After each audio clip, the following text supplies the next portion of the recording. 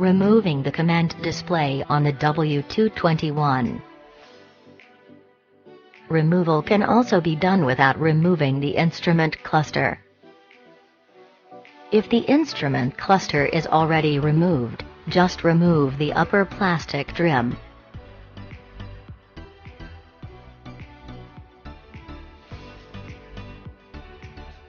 The display is further secured by 2 screws on the left and right.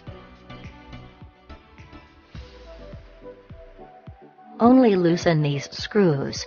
Do not remove them. Pull out the COMAND display and unplug the 2 connectors.